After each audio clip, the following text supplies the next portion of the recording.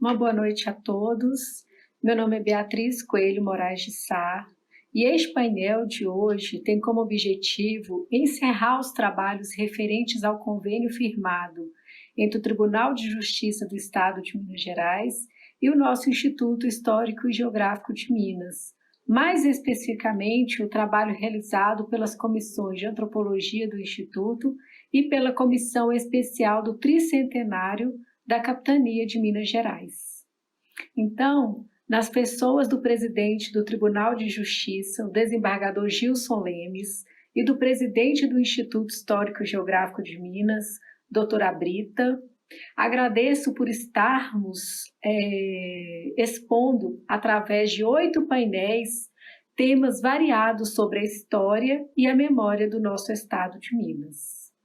E de forma muito especial, é uma honra poder dividir este painel com os amigos desembargadores do Tribunal de Justiça, Dr. Gilson Lemes e Dr. Bruno Terra Dias, trazendo breves referências para compreender a história de Minas e sua trajetória. Para darmos início, podemos trazer uma referência da antropóloga doutora Candice, ela que é professora da PUC aqui em Minas, e também usou um termo que eu gostaria de expor para vocês como geografia, paisagem e chão. Este termo, então, nos conduz o nosso pensamento para uma natureza ou também para uma unidade de ocupação humana que nos traz faíscas de lembranças de uma cidade, de uma vila, de uma região e até mesmo de um sertão. As escritoras Selma Sena e Mireia Soares, na coletânea Sentidos do Sertão, nos apresenta justamente essa conformação de ideias a respeito de uma região ou de um país. É importante pensarmos na trajetória histórica de um estado ou de uma sociedade, não apenas na representação geográfica. Esta também é importante, mas também como uma representação simbólica, levando em consideração as paisagens culturais, as crenças populares, os valores locais e regionais que transformam o ser abstrato num homem de seu tempo e de seu lugar. Isso é o que chamamos de identidade. A trajetória mineira é marcada por conquistas e por ocupações de terras, por movimentos de deslocamentos pelo espaço interior. Sempre podemos fazer alusão a Guimarães Rosa. Os nossos processos culturais e históricos, formadores de cada região do nosso estado, enfatizam os processos culturais mais desafiantes de uma interpretação etnográfica. Sem pretender uma análise de mitos como ensaiada por Lévi-Strauss, podemos estruturar o Estado de Minas como um modo de emancipação mítica, que entre as muitas interpretações existentes acerca do nosso Estado, podemos então levar em consideração esta divisão que já existe pelo IBGE e pela Secretaria de Planejamento do Estado, como a divisão do nosso estado em 12 macro-regiões, sendo que em cada uma destas regiões em Minas, essas 12 regiões que contemplam então os 853 municípios mineiros que hoje nós temos no nosso estado, existe em cada uma delas, em cada uma dessas regiões, a noção feita de espaços e de particularidades. O estado de Minas faz divisa com 7 estados da federação. São eles: temos ligação com a Bahia, com o Espírito Santo, com São Paulo, Rio de Janeiro, Goiás, Mato Grosso do Sul e com o Distrito Federal. Então, somos um estado múltiplo e ao mesmo tempo singular. Temos uma descrição própria de território. Como tão bem disse o escritor Rui Mourão, Estamos distantes do litoral, somos um espaço fechado, mas somos agressivos na nossa formação de montanhas. E o que dizer da nossa história? Podemos também trazer toda essa trajetória histórica, fazendo uma referência muito importante à nossa conjuração mineira, que também foi uma autonomização de uma sociedade adensada em suas relações econômicas, políticas, culturais e sociais nos limites da condição colonial. Em Minas Gerais, há uma fluidez social e sem significar negação da estratificação. Em nosso solo houve interação e transgressão, conflitos, disputas, permissividade e alteridade de costumes e práticas, tão bem descrito pelo escritor Marco Antônio Silveira. A nossa cultura não envolve apenas as artes, o discurso letrado, as dimensões éticas ou religiosas, gastronômicas ou filosóficas, mas envolve, sobretudo, o espaço da diferença, onde o novo está sempre em gestação, onde a tradição e a ruptura vivem tensão permanentes. A vida política em Minas é marcada por grandes personagens, por conflitos e revoltas. Desde os bandeirantes paulistas, que vieram em busca das populações indígenas, desde a fuga de escravos para o interior, e aqui faço um registro que no século XVIII e XIX chegamos a registrar 126 quilombos no estado de Minas Gerais, o maior número de quilombos existentes no Brasil. Desde a agitação dos mineradores contra a cobrança de impostos, desde o motim da fazendeira Maria da Cruz, desde a Guerra dos Emboabas, a revolta liderada por Filipe dos Santos, a revolta do São Francisco liderada por Nunes Vieira, a revolta contra a obrigatoriedade da fundição de ouro nas oficinas reais em Vila Rica, desde a Inconfidência Mineira, ou mesmo a revolta de 1842, Minas Gerais foi protagonista dos grandes feitos políticos que consolidaram a nossa nação e a nossa gente. E o que dizer das mulheres mineiras, da trajetória das mulheres mineiras que fizeram e fazem do nosso estado um estado referência? Algumas enfatizaram, algumas nós podemos dizer que enfrentaram, não somente enfatizaram, mas enfrentaram a Inconfidência Mineira, o preconceito, a ditadura, a diferença e a indiferença. Então, dentro deste nosso painel desta noite, que nós nos propomos a fazer uma breve referência da trajetória histórica, eu gostaria de fazer, então, um registro especial a algumas mulheres que contribuíram para a nossa trajetória. Para citar algumas poucas, vamos começar com a Bárbara Leodora.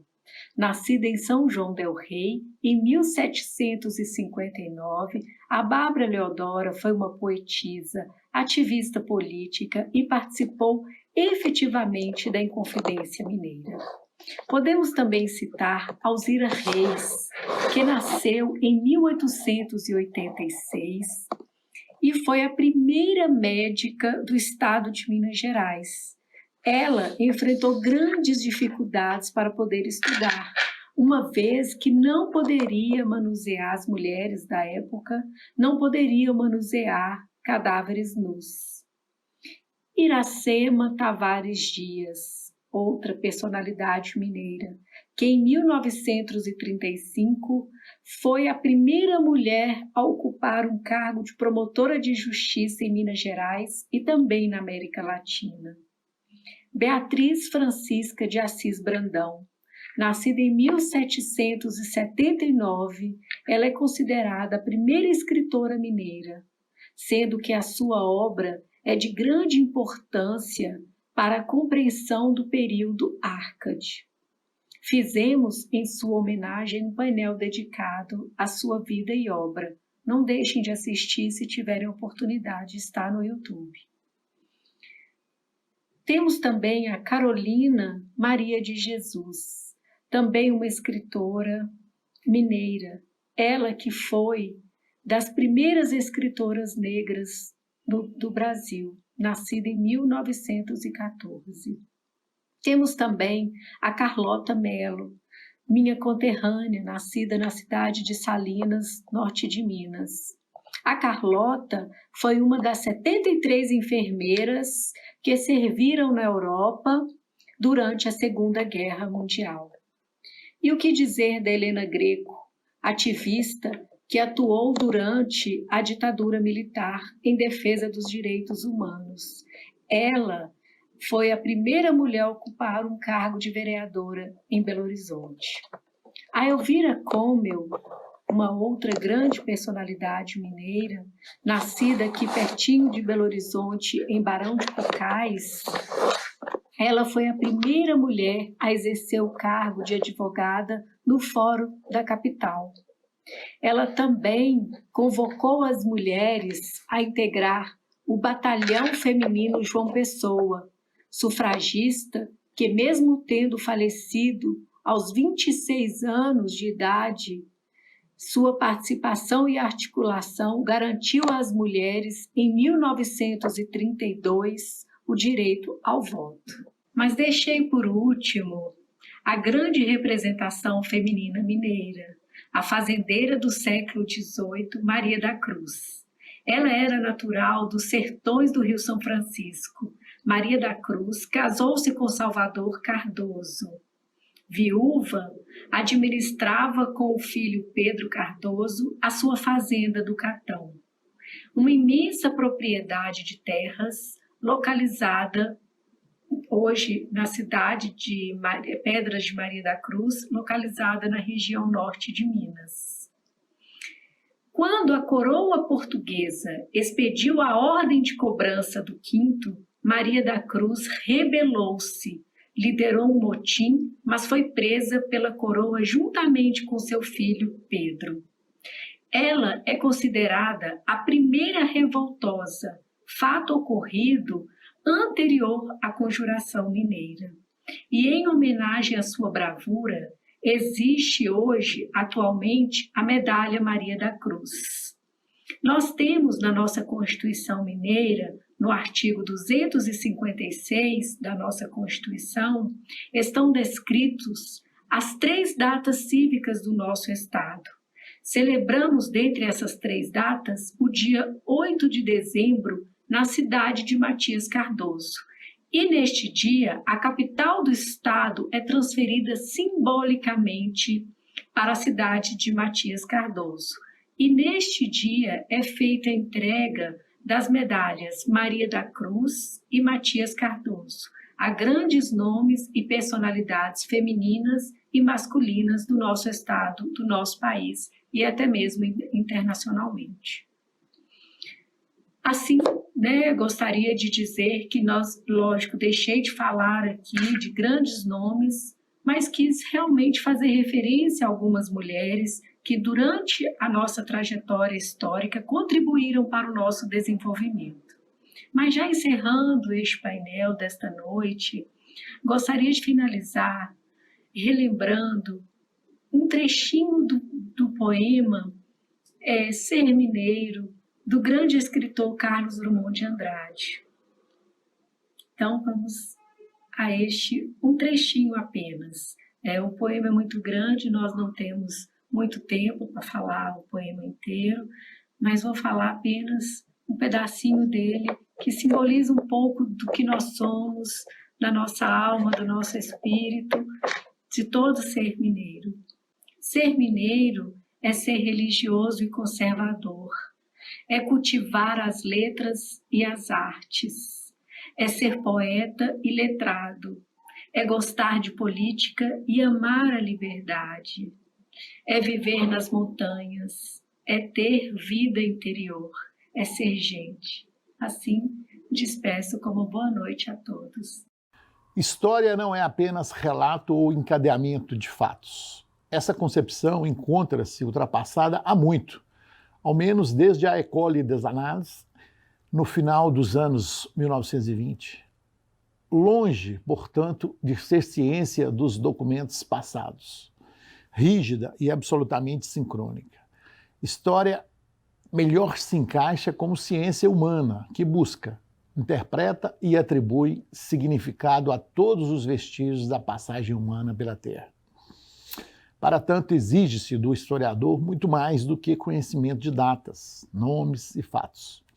Exige-se aplicação do historiador profissional em outras disciplinas, ampliando o fôlego de quem a ela se dedique, pois somente assim haverá capacidade de interpretar e compreender o acontecimento no encadeamento assimétrico de sua época, como consequência de outros acontecimentos de ocorrência não linear e como gerador de uma miríade de outros eventos que dizem hoje quem somos e por que somos assim.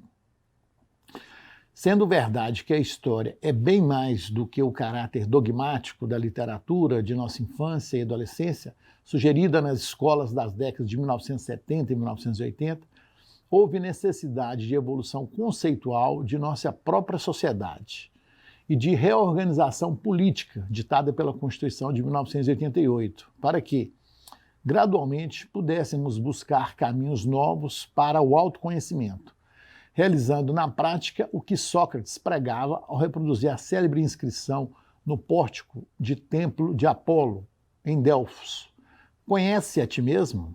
Para a missão introspectiva a que o convite socrático aponta, exige-se mais que domínio da técnica, do método. Exige-se paixão pelo conhecimento e especificamente pelo objeto de estudo.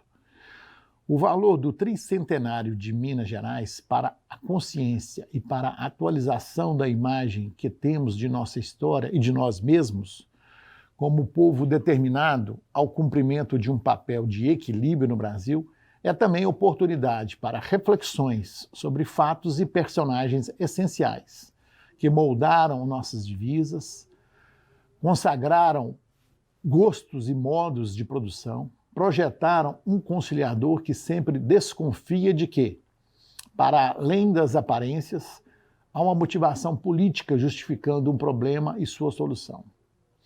Uma história de conflitos urdidos além-mar, violências e injustiças, desde o assassinato de Rodrigo Castelo Branco, atribuído a Borba Gato, passando pelo intenso fluxo de pessoas, despertado pela notícia do achado de ouro em abundância em nossas terras, a Guerra dos Emboabas, a criação da capitania de São Paulo e Minas do Ouro, a revolta de Vila Rica, tendo como nome de sacrifício Filipe dos Santos, a rebeldia de Maria da Cruz no sertão de São Francisco, os exageros de Chica da Silva no Arraial do Tijuco, a Inconfidência Mineira, o pulso forte de Joaquina de Pompeu, o desenvolvimento de uma cultura letrada e elaborada nos séculos XVIII e XIX, como expoentes intelectuais, políticos e a mais forte economia da colônia e do império, a importância de ser fiel da balança na República. Não por acaso, Minas Gerais e os mineiros são, no Mediterrâneo imenso do Brasil, ponto de inflexão e discurso conciliador nos momentos mais difíceis. Tudo isso constitui e advém de nossa história peculiar, que não se resume a relatos de fatos sequenciais. Minas Gerais e os mineiros têm alma simbolista, de Alfonso de Guimarães, temperada com minério drummondiano e o sentido memorial de Pedro Nava. Somos, assim, esteio e verbo, essência e corpo do Brasil. Conhecer Minas Gerais não é tirar um retrato de Ouro Preto, não é filmar as ruas de Sabará, nem tampouco transitar de carro, de ônibus ou de avião pela extensão desse território que vale por uma França inteira. Conhecer Minas Gerais é conhecer um pouco da história de cada um dos povos que veio parar aqui, formando essa síntese mediterrânea do próprio Brasil. desde os povos originários, os nossos indígenas, de tantas tribos e tantos costumes, os portugueses, que para cá vieram como desbravadores, bandeirantes, os negros que vieram escravizados, as lavras de ouro e de diamantes. É também conhecer a potencialidade agropastoril, seja do norte, no sentido do Grande Norte, abrangendo desde o Mucuri, o Jequitinhonha, o norte e o noroeste, até o Triângulo Mineiro, o chamado sertão. Conhecer Minas Gerais é ler Drummond, é ler Guimarães Rosa, é ler Fernando Sabino, mas é ler também muito mais do que isso. É conhecer desde o poema Vila Rica, de Cláudio Manuel da Costa. É pensar o pensamento dos inconfidentes. É ter no sangue o registro da revolta de Filipe dos Santos. É ter a revolta do sertão são franciscano, com Maria da Cruz. É pensar que essa terra, antes de nascer, já tinha presenciado um assassinato de Dom Rodrigo de Castel Blanco, atribuído a Borba Gato. É pensar em Antonil, descrevendo que tínhamos uma terra sem lei, sem rei e sem o Deus dos cristãos, onde o crime e o pecado imperavam.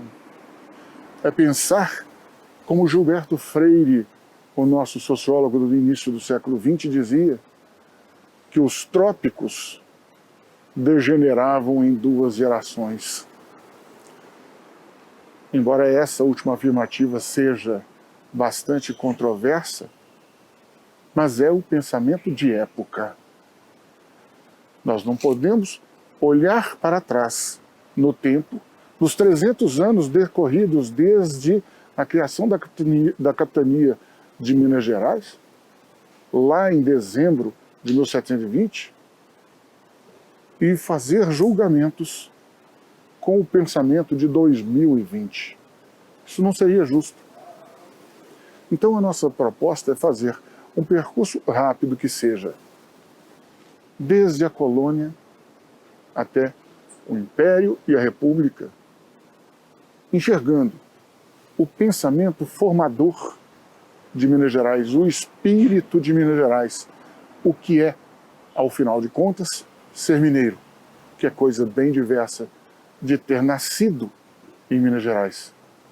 Aliás, a principal prova de que ser nascido em Minas Gerais não é condição suficiente nem indispensável para ser mineiro, é que nossa expressão maior da música popular, Milton Nascimento, incorpora tudo e todos os mineiros nele se reconhecem, porém é nascido no estado do Rio de Janeiro.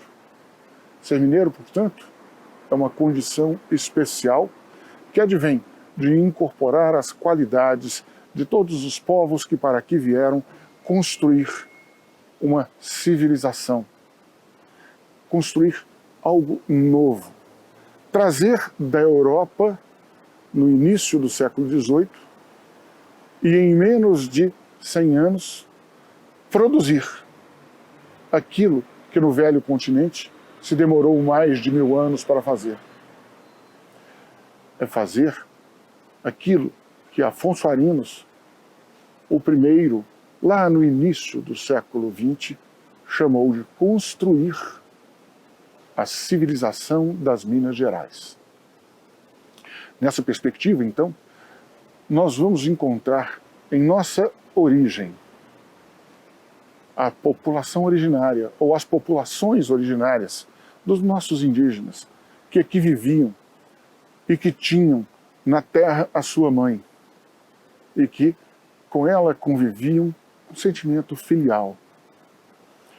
Essa primeira povoação, que lamentavelmente é muito pouco objeto de discurso, essa primeira população deu o primeiro sentido de Minas Gerais como terra-mãe. veio um segundo momento, uma nova povoação, uma povoação de sangue lusitano, que veio em nome da coroa lusitana para difundir a fé e buscar riquezas. Tinha, portanto, o português que aqui veio duas missões. Uma missão nitidamente política, de expansão do Império Português, e uma missão tipicamente religiosa, de expansão da fé cristã. E com esses dois objetivos, se embrenhou por montanhas e matas, pelo desconhecido, por aquilo que na Europa era absolutamente expressão do insondável, e enfrentou de um tudo, criando núcleos e aos poucos descobrindo os potenciais de riqueza da nossa região. Este português se misturou aos índios, pois se é verdade que a muitos capturou e fez escravos, e mesmo matou, com outros tantos fez laços de amizade e se integrou. E trazendo o elemento negro da África, essencial para a atividade de mineração, começou a fundir as três raças formadoras: branco europeu, indígena brasileiro, negro africano. Mas essa fusão não se deu em paz. Essa fusão se deu com muito confronto, com muitas guerras, com muitas mortes, mas com miscigenação, com afastamento de preconceitos, com vida em sentido amplo. De tudo foram surgindo, então, os nossos caboclos. De tudo foram surgindo os mamelucos, os curibocas. Essa gente que não se pode dizer branca, não se pode dizer negra, sendo também branca e negra. Essa gente morena, parda, essa gente indefinida, que se identifica muito mais do que pela aparência, por seus modos. O seu modo desconfiado, que é a herança da mineração, mas também o seu modo expansivo, que é a herança da atividade agropastoril. Essas duas heranças que vêm de duas regiões diferentes. A região aurífera, da antiga capitania de São Paulo e Minas do Ouro, e a região dita sertaneja, agropastoril, sanfranciscana, que era na margem direita, capitania da Bahia, mas na margem esquerda, capitania de Pernambuco. Essas duas tradições se fundiram para fazer a capitania de Minas, que na origem não tinha o chamado nariz de Minas, não tinha o triângulo. Mas essas duas tradições, então, se fundiram por quê? Porque eram duas atividades econômicas complementares. E a atividade mineradora não subsistiria se não houvesse a atividade agropastoril que desse sustentação à formação de uma sociedade. Vieram para cá os portugueses com sua fé e vieram com um compromisso da verdade de sua fé e da expansão de seu império. Mas com pouco tempo, desde os finais do século XVII, quando da descoberta de ouro de aluvião, até finais do século XVIII, quando da Inconfidência Mineira,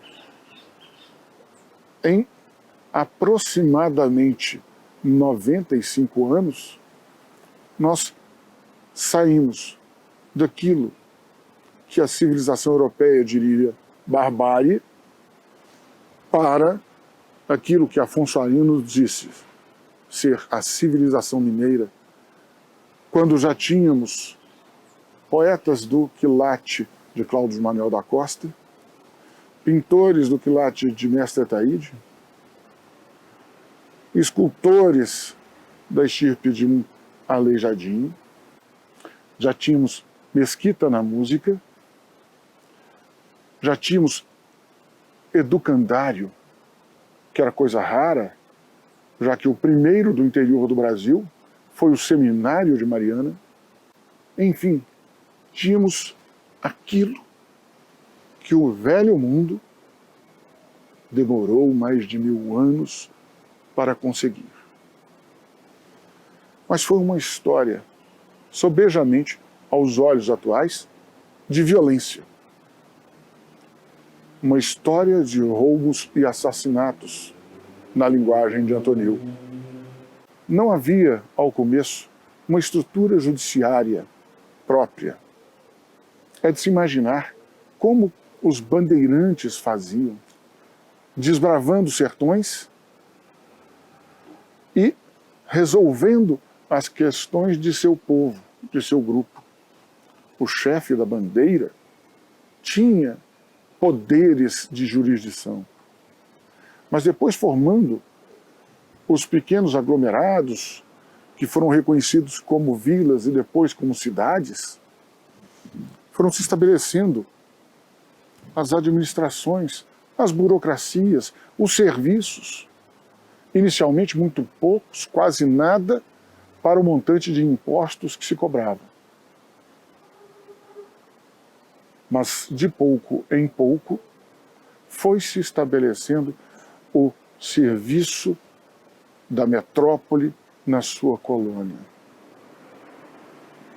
Os nossos mais elevados valores aqui nascidos eram levados para a Europa para serem educados principalmente em Lisboa e Coimbra.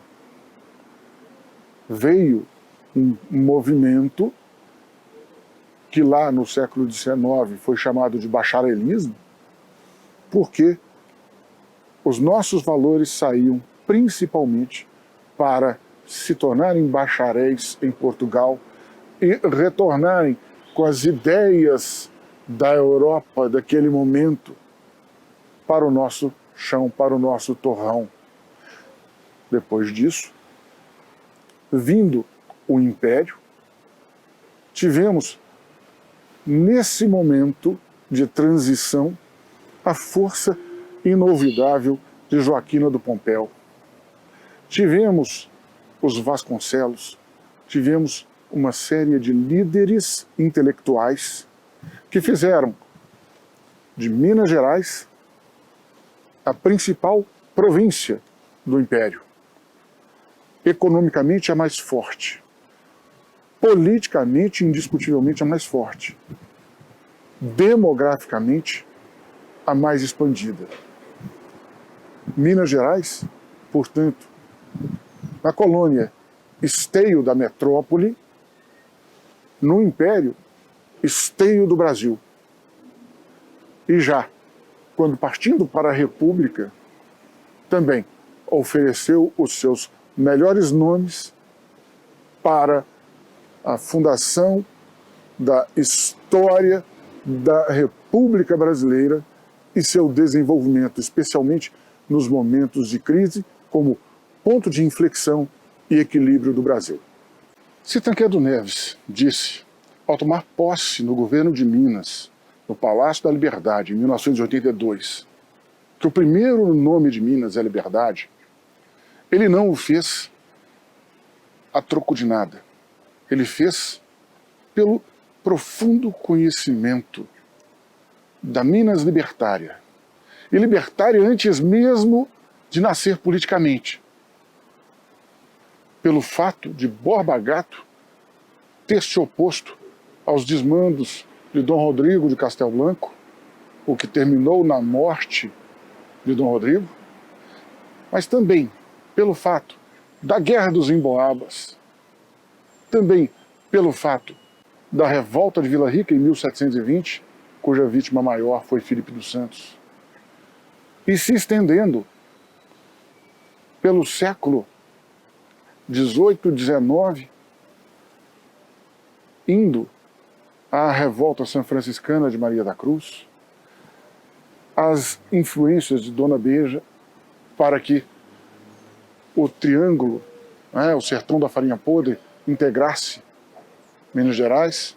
Dona Joaquina do Pompéu, que chegou a sustentar o Rio de Janeiro de víveres quando a coroa veio para o Brasil em 1808. Minas Gerais é libertária desde o início porque não aceita ser sufocada e jamais aceitou.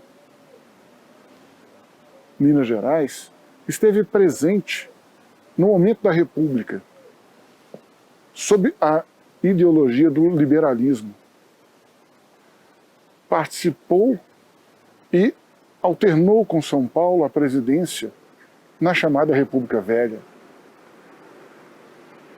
Quando São Paulo quis estorvar a chamada República Velha, Minas Gerais não aceitou. E em 1930, uma eleição indevida foi sucedida por um golpe cívico que levou Getúlio Vargas à presidência. Minas Gerais é libertária também no instante em que levou o JK, Juscelino Kubitschek, ao poder e interiorizou politicamente o Brasil, deslocando do Rio de Janeiro para a divisa de Goiás com Minas Gerais, o centro político, criando Brasília. Minas Gerais foi libertária no Manifesto dos Mineiros, em 1943. Minas Gerais foi libertária na campanha das Diretas Já, em 1984.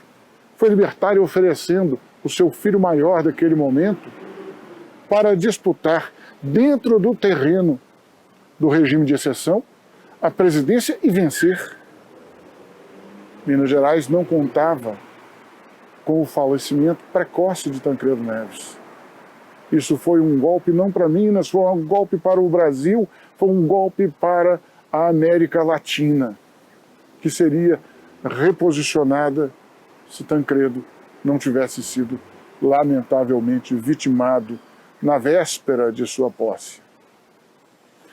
Minas Gerais é libertária na música, nas artes, na política.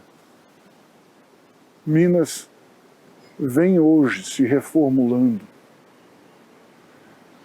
E reformulando como? Nunca perderá o seu caráter de Estado minerador, pela potencialidade que isso tem. Mas assume a vanguarda ambientalista, assume a vanguarda dos direitos humanos, assume a vanguarda dos direitos da mulher, dos direitos das minorias, do direito de acesso à população a todos os serviços e benefícios da civilização. Minas gesta o Brasil que será. Mas como faz isso? Minas não pratica a memória seletiva, aquela que escolhe de todo o passado apenas aquilo que se lhe afigura dourado. Não. Minas traz à memória todos os seus sacrifícios de todas as populações que aqui desembarcaram.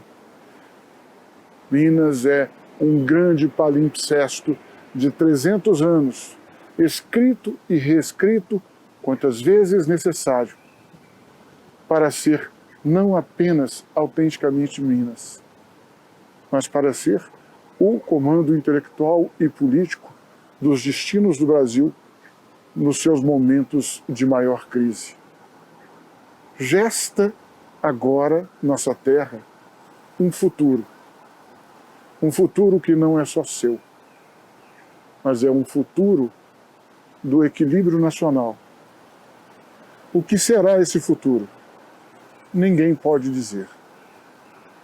Mas todos podem saber que esse futuro não se fará do esquecimento. Esse futuro não se fará de meias verdades. Esse futuro se fará da memória de todos, com a verdade igual para todos. O momento de Minas e do Brasil identifica-se como o momento da comunicação, do ato comunicativo. Tudo comunica uma intenção, comunica uma ideia, comunica uma ideologia. Mas essa comunicação se faz no ambiente da tessitura das relações de poder. Poder que deve ser exercido de forma altiva, como aqui se faz. É nesse momento que o Instituto Histórico e Geográfico de Minas Gerais e o Tribunal de Justiça de Minas Gerais se unem para dizer o que somos e quem somos nesses 300 anos, projetando o que seremos nas próximas 3 centúrias.